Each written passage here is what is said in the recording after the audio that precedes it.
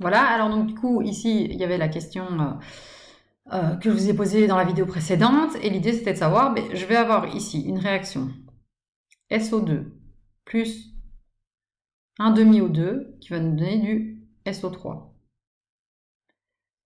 On vous dit que le Kc, c'est 20. Quelle est, à la même température, la valeur de la constante d'équilibre de la réaction suivante? C'est à la même température, c'est important et on va en parler plus tard, puisque la température peut déplacer l'équilibre vers la gauche ou vers la droite. Vous êtes tous d'accord que vous pouvez dissoudre plus de sucre dans de l'eau chaude que dans de l'eau froide. Okay. Donc avant que votre dépôt commence à se former, eh bien, vous êtes déjà plus loin dans l'équilibre. Et donc on voit, vous imaginez que le Kc, il est plus élevé si l'eau est chaude que si l'eau est froide. Donc on verra que la température va jouer et va déplacer justement la valeur de Kc. Et donc ici, c'est pour ça qu'on vous dit, on est à la même température. Okay. Donc on sait que cette équation à 831,5 Kelvin a un Kc qui vaut 20. On vous demande, sachant ceci, comment est-ce que vous pourriez déterminer le Kc de cette équation-ci? 2SO3 qui va donner 2SO2 plus O2. On voit que c'est la même réaction que celle-ci, mais inverse, on est d'accord? Donc c'est la réaction inverse. Pour les Kc, on a dit que qu'est-ce qui se passait quand on prenait la réaction dans l'autre sens? C'était 1 sur la constante d'équilibre. Okay. Donc déjà, on sait qu'au lieu d'avoir un Kc qui vaut 20, on aura une valeur de 1 sur 20. Après, ça n'est pas seulement pris dans l'autre sens, on voit qu'on a aussi tout 2 fois plus. Hein. Au lieu de 1 SO3, on a 2 SO3. Au lieu de 1 SO2, on en a 2. Et au lieu d'un demi O2, on a 1 O2. Donc en plus de l'avoir pris dans l'autre sens, on l'a aussi multiplié par 2. Et comme je vous disais, ce qui est ici en coefficient va passer comment dans la constante d'équilibre? En exposant. Et donc, si ici c'était un coefficient, ça devient un exposant. Et donc, au niveau de notre Kc, on doit faire notre Kc, vu que c'est toute la réaction qui est prise fois 2, c'est Kc au carré. Résultat, je vais avoir Kc qui vaut 20. Je prends la réaction dans l'autre sens, ça me donne 1 sur 20. J'ai du 1 sur 20. Et cette fois-ci, je vais le prendre au carré, puisque je l'ai pris 2 fois. Résultat, eh bien, je vais avoir ici 1 sur K. Et en fait, ça sera du 1 sur K au carré. Résultat, j'ai 1 sur 20 au carré. La réponse est donc 1/400e. Ça, c'était la réponse qu'on attendait. Alors maintenant, la relation entre Kp et Kc, eh bien, tout simplement, c'est que si on a une réaction, donc ici on prend la réaction qui est des réactifs et des produits qui sont tous gazeux. Okay. Notre Kp vaut pression partielle en C exposant, s'il y a un coefficient ici, fois la pression partielle en D exposant le coefficient, pression partielle, donc comme on l'a vu, des réactifs. Ensuite, par contre, on sait que PV est égal à nRT, et on sait que C est égal à N sur V. Puisqu'on sait que la concentration, c'est des moles par litre. Une concentration molaire, c'est moles par litre, donc N sur V. Et donc ici, qu'est-ce qu'on a en commun entre ces deux équations? PV est égal à nRT, et C est égal à N sur V. Le point commun, c'est N. Donc on va essayer d'isoler le N ici pour l'introduire dans cette réaction-ci. Donc ici, si je veux mettre N est égal à C, et on fait passer le V de l'autre côté, C fois V. N est égal à C fois V. Et donc ici, je vais pouvoir écrire cette équation, mais au lieu de N, je vais utiliser C fois V. Ok? Et donc à ce moment-là, j'obtiens PV, si on retire ici, ils ont fait une étape plus en avant, PV est égal à C fois V fois R fois T. On divise par V, eux ils l'avaient déjà fait à l'étape précédente, et on obtient non plus PV est égal à C fois V RT, mais P est égal à CRT. Okay, on a retiré le V qui était là, et on a retiré le V qui était là. Donc on a divisé par V à gauche et à droite. Résultat, on sait que la pression partielle est égale à C fois R fois T. Et donc on pourrait le remplacer ici, tout simplement. Et donc du coup, comme on sait que si on voulait Kp et qu'on remplaçait tous les P par CRT, ben ça donnerait CRT, donc la concentration fois RT de C, fois ici la concentration de D fois RT, et ici la concentration de A fois RT, la concentration de B fois RT, chaque fois exposant leur coefficient. Sauf qu'au lieu de chaque fois écrire RT, RT, RT et RT, on va mettre RT en évidence. Et on met RT en évidence avec les coefficients en évidence. Les coefficients qui sont en dessous prennent un sigle négatif puisqu'on les met ici au-dessus. Et les coefficients qui étaient ici au-dessus gardent leur sigle. Donc ça va être C plus D moins A moins B. Okay. Et donc ça, c'est tout simplement de la mise en évidence. C'est un cours de maths, donc je ne vais pas passer des heures là-dessus. Mais l'idée, c'est qu'effectivement, si on met les exposants en évidence, on doit les additionner. Okay. Et les exposants au dénumérateur sont négatifs, les exposants au numérateur restent positifs. Et donc, en fait, tout ce qu'on a fait, c'est mettre en évidence ce RT et ce exposant le coefficient.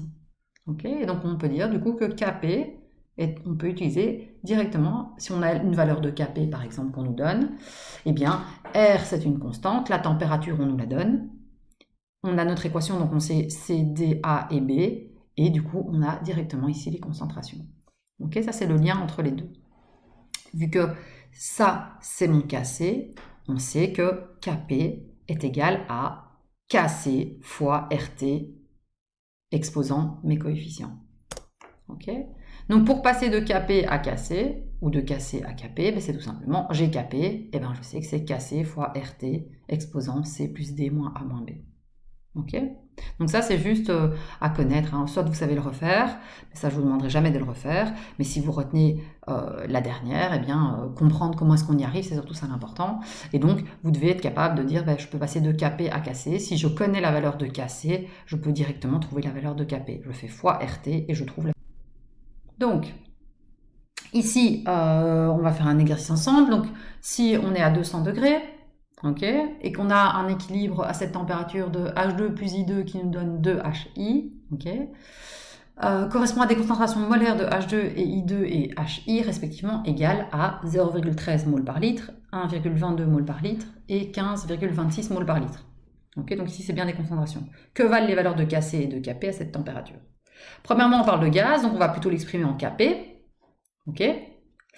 Kp, c'est bien la pression partielle en HI au carré divisé par la pression partielle en H2 fois la pression partielle en I2.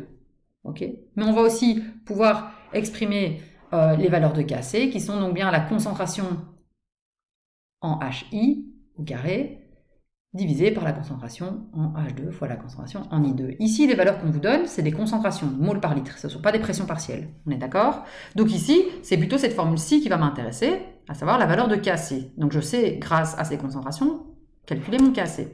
Mon Kc vaut 15,26 au carré, puisque c'est bien respectivement HI qui vaut 15,26 mol par litre au carré, divisé par 13 mol par litre, fois 1,22 mol par litre. Donc les concentrations en H2 et en I2. Donc ma valeur de Kc vaut 1468. Alors ici évidemment, du coup, si on continue, on a notre équation et on sait qu'on peut trouver la valeur de Kp en fonction de la valeur de Kc. Donc on a la valeur de Kc qu'on vient de calculer et on va juste devoir faire fois RT et exposant mes différents éléments. Donc je vais tout simplement dire Kp est égal à Kc fois RT exposant 1 plus 1, moins 1, moins 1. Donc exposant, ici dans ce cas-ci, 0. RT exposant 0, ça vaut 1. Quoi que ce soit exposant 0 est égal à 1. Ça c'est des maths. Et donc ici, dans ce cas précis, Kp est égal à Kc, 1468. Ok. Quand les nombres de moles sont identiques, de part et d'autre de l'équilibre, Kp est égal à Kc, qui est égal à Kn. Donc comprenez tout simplement que, voilà, quand on n'a pas, quand on a un nombre de moles, on a 1 mole, 2 moles, et puis ici 1 mole, 2 moles, enfin on a 2 moles, c'est directement écrit, et bien donc, je vous avais dit que ce n'est pas toujours le même nombre de moles. Hein. Les éléments, il doit y avoir les atomes doivent être respectés, la quantité d'atomes, la quantité de matière, mais par contre le nombre de moles n'était pas spécialement respecté. Je vous avais dit, on peut avoir un grand nombre d'éléments, par exemple, hein, qui sont coupés ou bien qui s'agglutinent en une seule molécule. Donc on va avoir 1 mole de ça, plus 1 mole de ça, plus 1 mole de ça, qui vont s'agglutiner en une grosse molécule, et donc elles vont fabriquer 1 mole de grosse molécule. Donc on avait 3 moles qui se transforment en 1 mole. Et inversement, on peut avoir une très grosse molécule qui se coupe en plein de petites molécules, et on avait donc 1 mole de grosse molécule qui se transforme en 1 mole de petite, plus 1 mole de petite, plus 1 mole de petite, en 10 moles de petites molécules. Okay, donc le nombre de moles, il n'est pas spécialement respecté dans les équations. Et donc ici, par contre, quand on a autant de moles à gauche qu'à droite, dans ce cas-ci, Kp est égal à Kc. Vous ne devez pas spécialement retenir ça. Si vous faites le calcul en 2 minutes, vous allez le trouver, hein, puisque les exposants vont s'annuler, vous aurez Rt est égal à 0, et vous savez directement que Kp est égal à Kc. Ok, donc ça c'est pour les valeurs de constante d'équilibre, et là, à nouveau, on est à du 1468. 1468, c'est 1000, donc c'est du 1,4, 10 exposants 3. Ok, et donc on voit qu'on est dans quelque chose qui fabrique, donc qui est plutôt déporté vers les produits. On aura plutôt l'équilibre qui va se former quand on aura pas mal de HI, donc de iodure d'hydrogène qui seront fabriqués.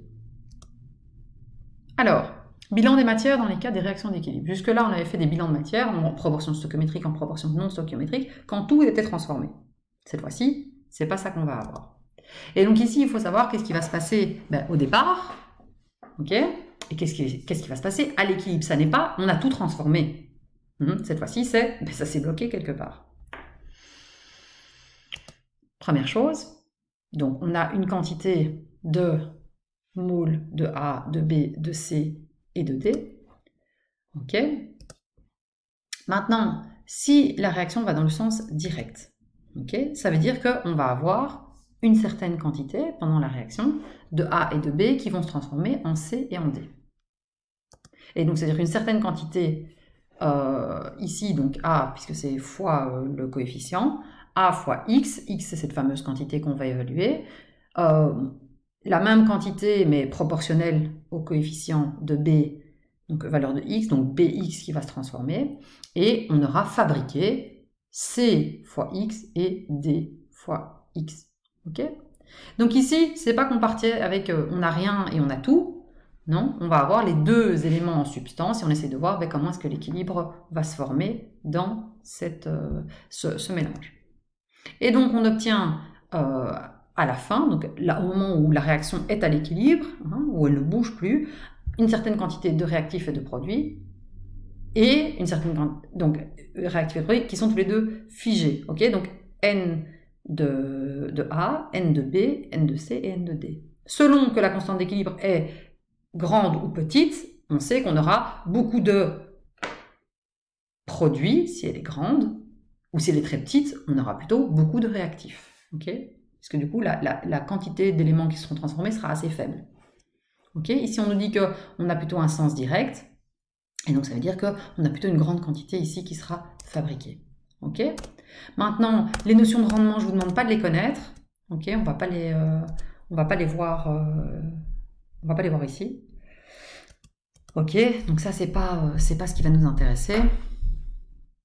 Donc voilà, le rendement on va pas le faire, mais par contre ce que je vous demande de savoir faire, c'est cet exercice-ci. Donc cette fois-ci, on a un équilibre entre H2I2 et qui va donner du 2HI, mais on n'est plus à la même température. Si vous regardez, on est à 444 degrés. Donc je vous ai dit, un des éléments qui va influencer l'équilibre, c'est la température. Et je vous disais, vous le faites tout le temps quand vous voulez dissoudre quelque chose. Il y a un moment où vous pouvez dissoudre un maximum, et donc vous voyez que vous arrivez à un équilibre, vous ne pouvez pas dissoudre plus. Si vous augmentez, donc vous arrivez, vous avez un dépôt. Si vous augmentez la température, votre dépôt il va diminuer. Donc là, ça veut dire que à nouveau, il va y avoir une réaction qui va se déplacer d'un côté ou de l'autre. Okay, selon si tu veux dissoudre ou si tu veux faire précipiter. Mais donc ici, ce qui va être important de comprendre, c'est qu'effectivement, la température, elle va jouer sur l'équilibre. Elle va pencher d'un côté ou de l'autre, faire pencher d'un côté ou de l'autre cet équilibre.